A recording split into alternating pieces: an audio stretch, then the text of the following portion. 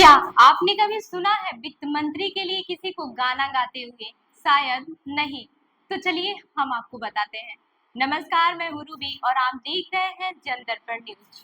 देश का आम बजट पेश किया जा चुका है। सरकार ने टैक्स से लेकर तमाम सरकारी योजनाओं के लिए अपना अगले 5 सालों का रोड मैप पेश कर दिया है। बजट के बाद आज तक के सहयोगी channel India today, business today round table 2024 में वित्त मंत्री निर्मला सीतारमण शामिल हुई और बजट की एक एक घोषणा के बारे में खुलकर बात की। इस प्रोग्राम में दिग्गज इन्वेस्टर विजय केडिया भी शामिल थे और उन्होंने वित्त मंत्री के सामने बेहद ही खास अंदाज में अपने सवाल को रखा, जो सोशल मीडिया पर खूब वायरल हो रहा है।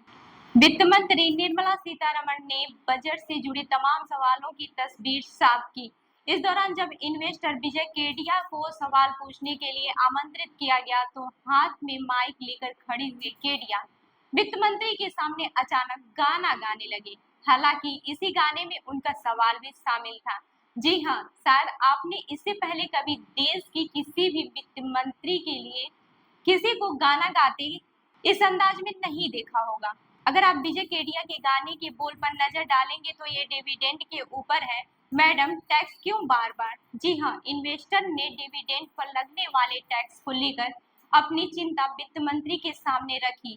उन्होंने अपने गाने में मोदी 3.0 के लक्ष्य का भी जिक्र किया और कहा, मैडम बैठी है करने सारी चिंता दूर। $10 ट्रिलियन की इकोनॉमी बनने को भारत है तैयार।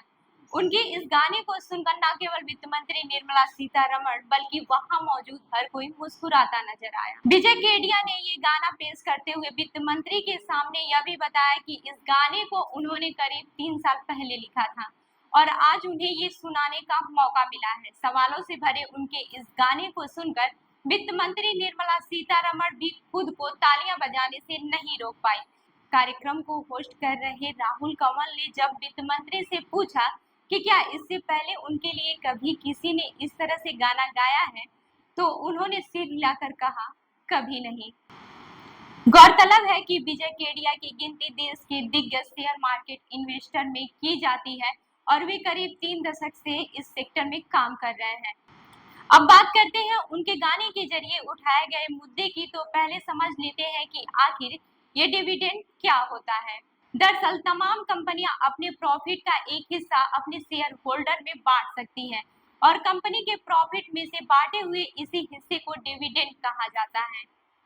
जैसे किसी कंपनी के शेयर की फेस वैल्यू 10 रुपए है और कंपनी उस पर 10 रुपए प्रति शेयर का डिविडेंड देने का ऐलान करती है, तो फिर इसका मतलब होता है कि कंपनी ने 100% डिविडेंड दे रही है। वहीं अगर यही कंपनी 20 रुपए प्रति शेयर का डिविडेंड की घोषणा करती है, तो निवेशकों को 200% डिविडेंड दे रही है। बात करें डिविडेंड पर लगने वाले टैक्स की, तो अगर शेयर मार्केट में निवेश करने वाली किसी इन्वेस्टर को कंपनी की ओर से 5,000 रुपए की अधिक का डिविडेंड मिलता है, तो फिर उस पर टीडीएस काटा जाता है, यानी निवेशकों को 10,000 रुपए का डिविडेंड मिलता है, तो इस पर इनकम टैक्स की धारा 144 के तहत डिविडेंड 10% टीडीएस काटा जाता है।